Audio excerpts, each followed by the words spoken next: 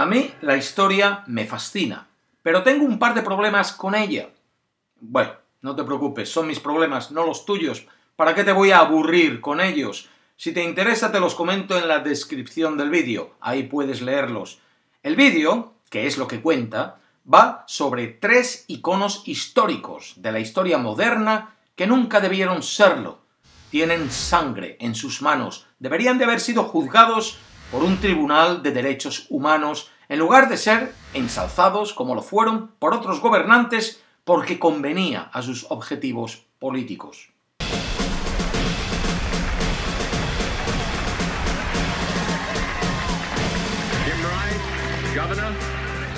John Fitzgerald Kennedy está considerado como uno de los mayores iconos políticos de los Estados Unidos de América, aunque los historiadores le tengan por un presidente mediocre. Su estatus como icono está basado en su manipulación de los medios de comunicación para ser percibido como tal. Dejarse ver con famosos de Hollywood como Marilyn Monroe fue una estrategia que el expresidente Obama también ha cultivado para darse un aura de celebridad. Kennedy emitía una imagen liberal y progresista, pero sus opiniones eran más conservadoras de lo que la gente pensaba. La gente cree que si el presidente Kennedy no hubiese sido asesinado, la guerra de Vietnam, que probablemente haya sido la campaña internacional más desastrosa en la historia de los Estados Unidos, habría acabado antes.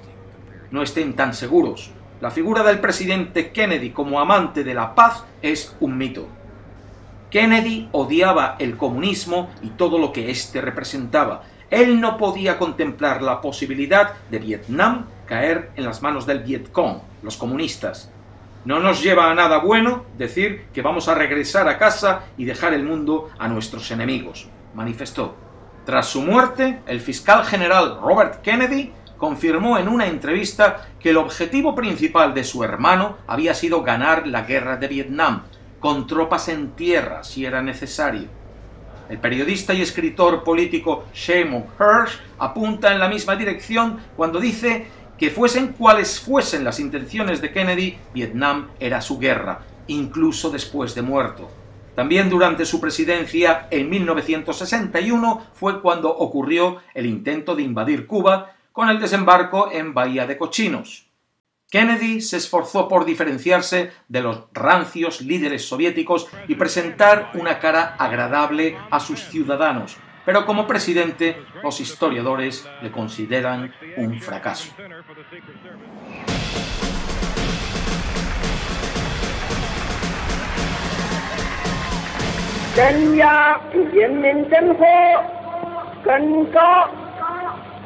Mao Zedong puede que sea el personaje histórico más famoso en la historia de China, el icono más representativo de la cultura china.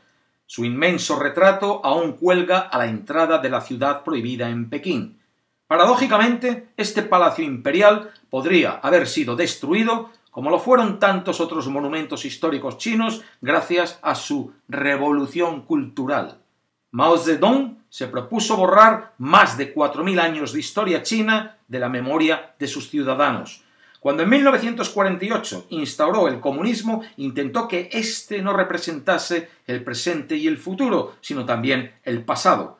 Pensó que solo le llevaría unas pocas generaciones construir una sociedad en la que nadie recordase un tiempo antes del comunismo.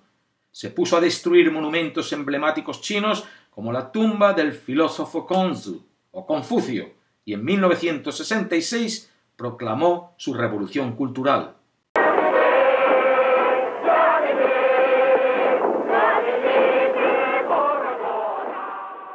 Puso a trabajar a sus seguidores más fieles, los jóvenes que solo conocían el comunismo. Estos habían de educar a sus profesores y denunciar a sus padres si les veían practicando sus tradiciones. Intelectuales, artistas, monjes y profesores fueron arrestados, deportados, torturados y asesinados solo por ser considerados los preservadores del conocimiento antiguo. Durante los 10 años que duró la Revolución Cultural, 7 millones de chinos fueron asesinados y millones de edificios y obras de arte destruidos. Cuando Mao murió en 1976, la revolución cultural paró inmediatamente, pero incluso hoy en día está prohibido discutir abiertamente los horrores de esa era. En Vietnam, país que acabo de visitar, la historia es similar. La destrucción del patrimonio nacional fue inmensa. Ahora que el país quiere abrirse al turismo y a Occidente, el mismo partido en el poder que causó aquella destrucción se acredita las labores de reconstrucción.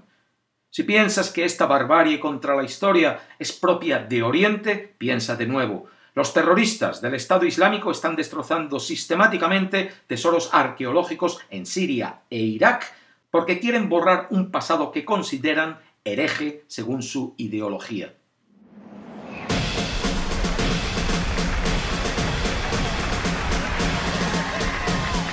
No importa que cada día el imperialismo esté más agresivo. Los pueblos que han decidido luchar por su libertad y mantener la libertad alcanzada no se pueden dejar intimidar por eso. Y juntos construiremos la nueva vida. Para nosotros, hispanoamericanos, seguramente no exista un icono más emblemático de la lucha por la independencia y la lucha de clases que el Che Guevara. Paradójico que la imagen de un líder marxista se haya comercializado tanto. 50 años después de la muerte del liberador de Cuba, el retrato del Che todavía adorna pósters, camisetas y tazas de café como si el héroe de la revolución viviese ayer mismo. Y esa fue la idea de su camarada en armas, Fidel Castro, cuando durante décadas ocultó valiosa información sobre el Che Guevara. Cuba y el comunismo necesitan héroes para la lucha contra el capitalismo, y un héroe muerto es un héroe que dura más tiempo.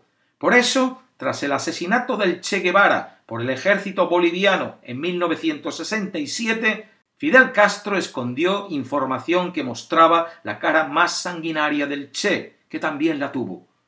El Che Guevara dijo, por ejemplo, que para fusilar a gente no hacían falta pruebas judiciales. Esto es una revolución, dijo, y un revolucionario ha de ser una máquina de matar motivada por odio puro. Durante la Revolución cubana, el Che Guevara abocó por ejecutar a los traidores. En los primeros 6 meses, tras el derrocamiento del dictador Batista, el Che ordenó 216 ejecuciones, 216 que fuesen nombradas. No solo sus enemigos fueron sus víctimas, también ciudadanos inocentes. Él estableció una red de campos de trabajos forzados donde fueron enviados decenas de miles de personas y se asesinaron a cientos de oponentes políticos sin juicio ninguno. Incluso después de que el Che dejase Cuba para ir a Bolivia, su servicio de inteligencia siguió asesinando. Los historiadores estiman que hubo unos 12.000 muertos. Se encuentra más información sobre este tema en el libro del refugiado cubano Jacobo Machover, La cara oculta del Che, en el que se recogen documentos y declaraciones de víctimas de esta época. La historia, como digo, es fascinante, aunque esa fascinación esté producida muchas veces más por lo que se oculta que por lo que se cuenta. Si te gusta la historia, te invito a explorar mi serie de vídeos Episodios desconocidos de la historia. Ahí la tienes, no tienes más que pinchar en la imagen.